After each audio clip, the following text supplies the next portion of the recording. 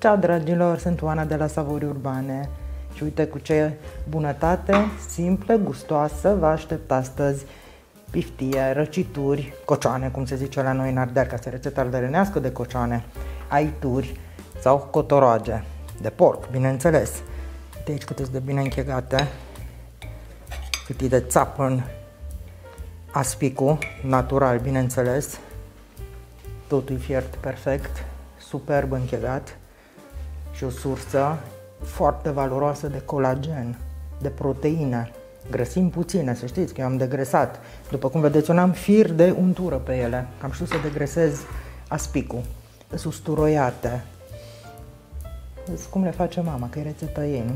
No, haideți la treabă să facem ceva bun și gustos pentru mesele noastre de zi cu zi, că astea nu sunt așa bibilite cum avem noi celelalte piftii, știți voi, limpezite cu albuș, dar arată foarte bine și așa, și sunt rozav de gustoase. No, la treabă. Na, la noi în familie, mama, bunica, străbunica făceau răcituri exclusiv din părți de astea cartilaginoase, și anume picioruțe de porc, așa zis și adidas, la care când aveam, puneam ureche. Niciodată să știți că nu puneam rât, eventual numai partea aia chiar dinspre capăt, pentru că tot ce-i grăsime tulbură răcitura și formează stratul ăla foarte gros de untură pe care oricum îl culegem la sfârșit. Nu este greșit dacă puneți carne, adică pe blog, rețeta asta care a fost testată de milioane de cititori, rețeta noastră, răcituri, rețeta mamei mele, este o combinație din 3 picioruțe din astea de porc și un ciolănel crud, neafumat. La noi în familie nu se face cu afumătură. Rar. Eu am și rețeta aia de piftie asortată cu carne crudă, mă rog, piciorușe crude, ureche și așa mai departe, și ciolan afumat. Și în plus, uitați-vă la ele cum arată, ultra decorate, limpezite suplimentar și decorate pentru o masă festivă.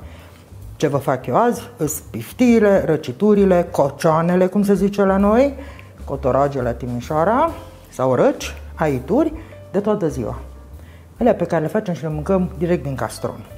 Și atunci, în cazul de față, în loc de 3 piciorușe și un ciolănel, am 7 asemenea piciorușe. Eu vă zic pe kilograme 3 kg 200. Dar v-am zis, mixul vi-l faceți voi. Piciorușe, ureche, ciolănel crud. Eu, după cum v-am zis, merg numai cu astea. Le-am ținut cam jumătate de oră în apă rece, am schimbat-o de câteva ori și bineînțeles că înainte de a le pune aici, le-am verificat să n-aibă păr, dacă au păr trebuie pârlite, curățate unghiile, bine de tot, să fie tot ok. La cantitatea asta de 3 kg 200 de piciorușe de porc sau mix, după preferințele voastre, o să folosesc 3 lingurițe de sare, deci cam o linguriță la kilogram, o linguriță de boabe de piper și 2 căpățâni de usturoi. Sunt deja curățate aici, asta e a treia, asta e numai de să vă arăt vouă. 2 căpățâni mari de usturoi. Noi nu punem ceapă, dafin, legume, nu facem ciorbă. Așa și nu numai noi, în multe familii din Ardeal, răciturile se fac strict cu sare, piper, usturoi. Ăla e gustul pur și fain. Și bineînțeles că e super închegată de la atâta colagen și gelatină naturală care iese din cartilagii. Și atunci, o să folosesc jumătate de usturoi la început, jumătate la sfârșit. Variantă de fierbere. Vreți să faceți ca străbunica, să fierbeți 4-5 ore, n-aveți decât. Puneți piciorușele în oală mare, acoperită cu apă, sare, piper, jumătate din usturoi, oală la foc mic și stați și le vegheați până fierb. Eu le fac în cuctă, oală sub presiune. În Ardeal sunt oale sub presiune din anii 60, se aduceau din Ungaria, cuctă, toate familiile aveau, așa că nu e o problemă, multă lume are așa ceva în dotare, asta nici nu e foarte mare. Și atunci le scot de aici, le pun cât mai bine să-mi încapă în oala sub presiune și o să vă zic cât lichid pun. Țineți cont de faptul că dacă le fierbeți clasic în oală deschisă, lichidul va scădea. Și s-ar putea să trebuiască recompletat, depinde cu cât începeți. Că lumea, vai că la piftie nu se completează, pe dacă rămâi cu atâta, ce faci? Ai nevoie totuși de aspic. Pe când în oalele astea moderne, sub presiune, care nu răsuflă, că mai erau alea din anii 60-70 care răsuflau, Aici nu-ți cade nimic. Cât lichid pui, atâta găsești. Și o să vă spun exact cât lichid pun în vasul multicucărului. Aici am 1250. Hai să punem prima tură și să vedem cât ne mai încape. Mai trebuie. Asta e apă curată, nu e aia în care ori stat ele. Mi-am adus aici ca să am, de așa ar fi încă 1 litru. Până aici, deci 1250, să vedem cât dintr-un litru mai merge. Am nevoie chiar până în sus. Cam încă 700 intrat. 2 litri. 2 litri de apă. Eu zic că cu 2 litri de apă e perfect. Deci la 3 kg 200 de piciorușe de astea, 2 litri de apă. Rece. Repet, dacă le faceți în oală deschisă, începeți cu 3 litri jumate cel puțin. Și acum vine așa, 3 lingurițe de sare. Se cere sare. Pentru că piftia este un aperitiv. Și chiar nu e cazul să mâncăm ceva fad. Piperul așa lăsat boabe. Și acum o să iau o presă și o să presez jumătate din usturoi. Asta e de la mama. Citire și de la bunica și străbunica Buia din Sibiu. Jumătate din usturoi îl punem la fiert, care cu totul alt gust, usturoiul fiert, decât usturoiul proaspăt. Și jumătate din usturoi punem când deschidem cucta, adică după fierbere. Cealaltă o să vedeți ce aromă faină îi dă. Așa că presez aici jumătate din, o căpățână de usturoi practic. Una o pun acum, una la final. Cam asta e tura întâi, ăsta vine pus la final. Și asta e o presă foarte faină, chiar vă arăt cum se desface și ce ușor se curăță, de la Ikea. E modelul ăsta, cred că e a treia pe care o am, în decurs de 20 de ani. Uite ce fain se deschide aici și poți să curăți foarte ușor sita, că pe vremuri aveam de la rusești, din piață, de la ruși, în anii 80, 90, că după Revoluție au apărut rușii, dar ele erau greu de curățat, cu scobitoarea, cu nu știu ce, asta una, două, se curățește pe o parte și pe alta. No, îi dă o clătire că dacă o lasă așa până e gata piftia, se încleiază cu usturoiul dulce. Și revin. Acum agit un pic aici să meargă sare, usturoi, piper, toate cele, peste tot. Și avantajul oalei sub presiune este că în loc de 4 ore, cât fierb răciturile în oală normală, aici într-o oră, o oră jumătate, gata. În cazul de față, din momentul în care intră în regim de fierbere, de când fâsâie, o să le las o oră și 20 de minute. Decuplez oala sub presiune și o las de a în truda ei, cum ar fi tot sub presiune, încă vreo oră, fără să o depresurizez. Și vară după aia, când scoatem de aici, punem usturoiul și dezosăm și așa mai departe. O oră și 20, o fiert efectiv încuctă, pe urmă i-am decuplat fierberea cum ar fi și am lăsat-o să stea acolo. Am depresurizat cucta, bineînțeles că totul pică de pe oase, după cum se vede. Acum, cât e totul fierbinte, vin cu restul de usturoi. Direct aici. Ideea e să aromatizez, să se impregneze mirosul ăsta bun de usturoi și în carne, mă rog, în cartilaje, nu numai în zeamă. Eu, prima oară pe internet am văzut faze de alea cu usturoiul pus în nu știu ce cantitate mică de zeamă și strecurat și eu, nu, aici. Și important acum să-l punem cât e totul fierbinte, amestecăm și lăsăm la infuzat un sfert de oră. Și după aia scoatem picioruțele sau ce avem acolo de porc, le lăsăm un pic la răcorit, le dezosăm, strecurăm și vânturăm zeama și așa mai departe. Oricum usturoiul va fi reținut de sită, așa că nu ajunge în aspicul piftiei, doar aroma lui. Dacă să-și poată da aroma ca lumea, el trebuie să fie aici, nu în sită sau mai știu eu pe unde. Păi, ce bine miroase. Nici nu contează dacă e zdrobit perfect, că fiind aici foarte fierbinte totul, amestec un pic și se va distribui peste tot. Amestec ușor, deja se coagulează la suprafață, asta înseamnă piftie cu gelatină multă, naturală, din oase, cartilaje și șoric. Bine de tot. Și acum 10-15 minute lăsăm în pace. Intre aroma de usturoi proaspăt în tot ce avem aici. Uite-le cum cad de pe oase. Realmente. Te desfac cu lingura. Ce bunătate. Deci când niciodată nu-i destul usturoi. Tot așa zicem, dar acum îi. O căpățână la început, una acum, e cum trebuie. Cum s-ar zice. Da, ne vedem peste 10 minute. Uite aici cum s-au închegat deja la suprafață. Acum mă pun să culeg de aici cărnurile cu spumiera. Unde mai văd așa bobe de piper, le pun înapoi, dar nu mă deranjează. O să le mai iau eu odată la mână când dezosez. Foarte bine scurse. Le pun pe o tavă ca să se răcorească rapid. Să pot să mă apuc să le dezosez. Dezosarea e manuală, bineînțeles. Uite. Asta înseamnă fiert corect. Să pice de pe os. De cât e de rozalie. Care are un pic și de cărniță picioruțul, acum, care are și mușchiuleț acolo, nu-i numai șoric și cartilaj. Cât de bine miroase usturoi, hai, Doamne. Dar știți voi ce rețetă faină mai am eu pe blog? Ciorba de picioruțe. Din piciorușele astea se face o ciorbă care seamănă cu ciorba de burtă. E drasă cu usturoi și cu gălbenușuri și smântână, vă las link în descriere. Ciorbă de picioruțe de porc. Senzațională. Mă le desfac așa să fie cât mai expuse, să se răcorească repede. Și vă mai învăț ceva, când vreți să răcoriți ceva, e bine să puneți pe un grilaj, să circule aerul și pe dedesubt. Știi că altfel se încălzește blatul de lucru, trebuie să fie fierbinte deja. Dar așa circulă aerul în toate părțile. Și acum să ne ocupăm de aspic. În primul rând degrăsez culegând grăsimea de la suprafață de aici, cât e caldă, că se vede care e grăsimea. No, asta e untură de aia care dacă o lași, trece și prin sită, îți tulbură aspicul, uite, și se și ridică la suprafață și face așa un deget de untură. Îs unii cărora le place, nouă nu ne place.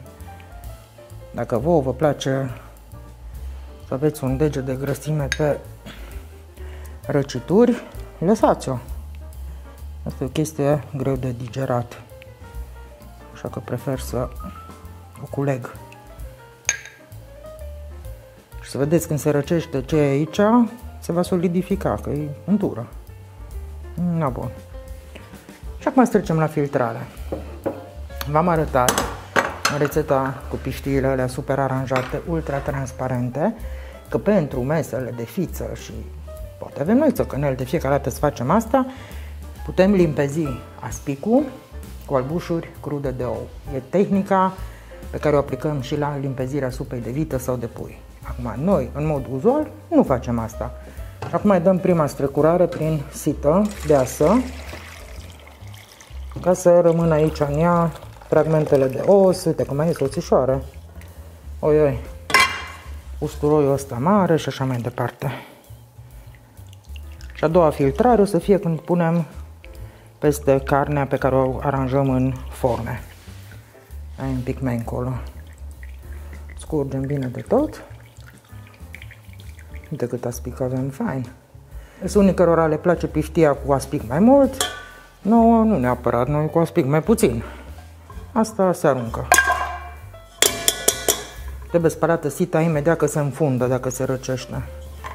În prima fază aleg oasele care sunt gata ieșite, cum ar fi.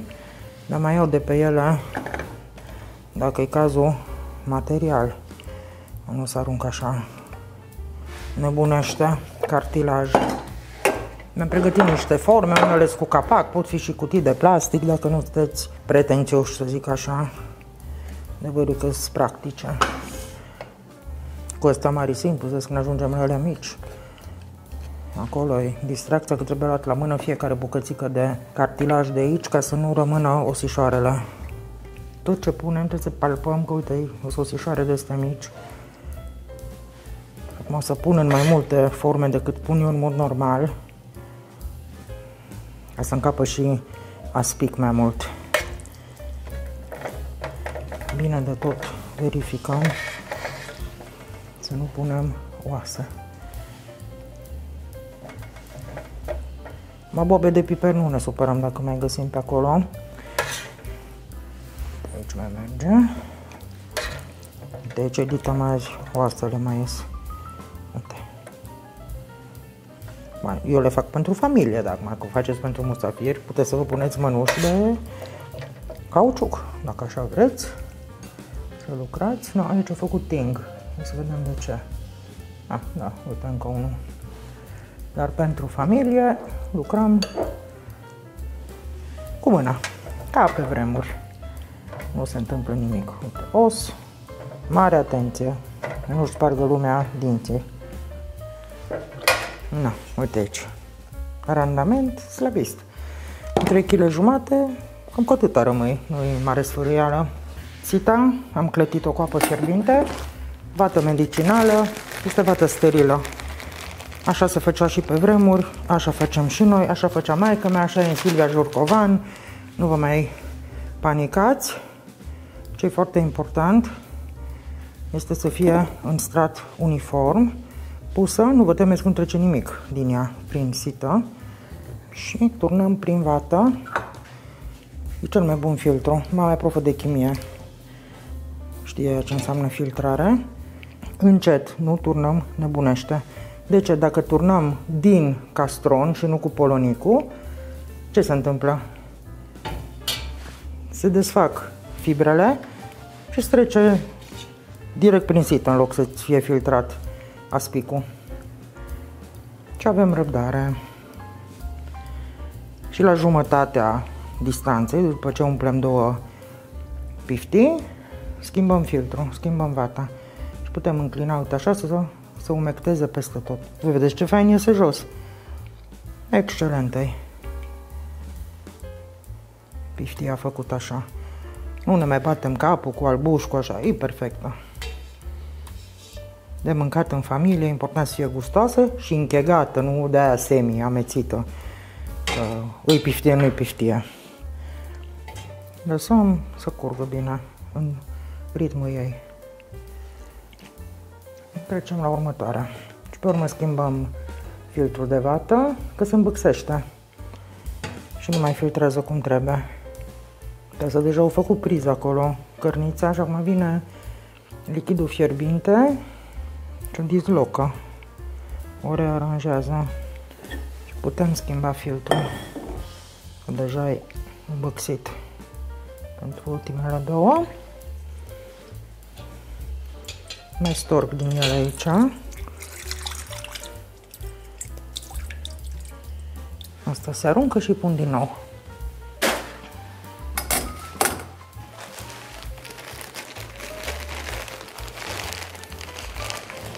Da, și continuăm cu filtrul nou. Cui îi place aspicul și face separat o porție mare de aspic. Și vă mai dau un pont. Aspicul ăsta se poate colora natural cu spanac sau cu seclă. Și din el se face aspicul de decor. Cum mai completăm pe unde mai avem loc. Și dacă ne mai rămâne aspic, îl punem separat. Eu v-am zis că nu pun mai mult de atâta, că nu ne place mai cu carne, dacă le mai aranjez. Cam asta e. O să-l filtrez și pe acela, îl dau și pe ăsta înapoi și trag o filtrare acum aici, așa, ca să am aspic limpede. Și o să-l las aici, în castronul de metal, de ce nu? Până se mai filtrează aici. Pe ăsta o să le las vreo oră, 2 la temperatura camerei sau cu grijă le bag direct în cămară. Eu am cămară rece, cu geam deschis, afară 1 grad, minunat. Dacă nu, stați lângă ele câteva ore, puneți să răcorești și le dați la frigider acoperite cu folie de plastic, folie alimentară sau cu capace, dacă formele au capace. Și noi vedem mâine, să vedem. Sar în tavan dacă le scăpăm pe jos. Eu zic că da. Eu știu că piftiile mele sunt chegate. Da? Ce ziceți cât de faine cocioanele făcute după rețeta lui mama mea, adică mama mea mică cu floricele pe castron. La mama au mers și mâncat din ea. Avem astea 3. Perfect închegate, uite-le aici cum stau. Dacă o scap pe jos, sare în tavan. Și acum vă arăt cum se decorează la noi acasă. Uite așa, cu un pic de boia, dulce, pe margine, nu peste tot, numai așa, tot de rotă și împrejur. Arată bine. Și noi știți cu ce mâncăm? Răciturile sau piftia, cu hrean proaspăt ras. Nu cu muștar, la noi cu muștar, cu hrean sau cu sfeclă roșie murată. Și o rețetă faină avem cu chimen, din sfeclă coaptă la cuptor, vă las rețeta, și cu oțet și cu tot ce trebuie. Să fie murată, nu numai așa, sfeclă coaptă. Na! Astea sunt răcituri, ca în Ardeal, multă lume face asta exact cu decorul ăsta, ca la mama mea acasă. Hai să vedem cum îs de bune și cât îs de închegate. Fie tăiem așa feliuță, dar mie îmi place să răstorn, ca să vedeți cât de fain se ține. Cu un cuțit cu lamă flexibilă, dau, uite, așa o tură, de jur împrejur, să o desprind bine de pe pereți. Mai iau o farfurioară și punem noi paprika și pe partea aia. Tara! Perfectă! Are consistență de ursuleț de Haribo. Doamne, cât de bună și de usturoiată și de gustoasă. De ce faină e. Și mai punem pe partea asta la altă, dacă acum ne uităm din partea asta la ea. Da? Uite ce minunăție. Ce ziceți? Faină? Hai să o tăiem. De așa un sector, ca pe tort. Uite aici cum se ține. Că de-abia trece prin ea cuțitul. De cât de subțire vreau tai. Acum vă scot felie să vedeți frumusețe. Uite. Perfectă. De ce faină e? Cu șoric, cu tot. Puneți carne mai multă dacă vreți. Nu ne place cu carne, nu asta ne place. Trebuie să gust din ea. Doamne, cât e de faină. Iată de țapănă. Perfectă. Să faceți și voi rețeta. E senzațională. Da, dragilor, ați văzut cât de simplu se fac răciturile astea, cocioane, cotoroage, aituri. Deci au o tonă de usturoi, da, e perfect echilibrată. Deci usturoiul nu se simte, trebuie mult pus. Țineți minte, punem și la fiert și la final. Strecurare simplă prin strat de vată, nu ne mai complicăm toată ziua cu limpezire cu ou, cu albuș, că uite, sunt foarte faine așa cum îți, super închegate. Dacă ți-a plăcut rețeta, dă-mi un like, apreciază-o, distribuie-o, dă un share, povestește și prietenilor tăi de savori urbane și să ne vedem cu drag și data viitoare. Ciao!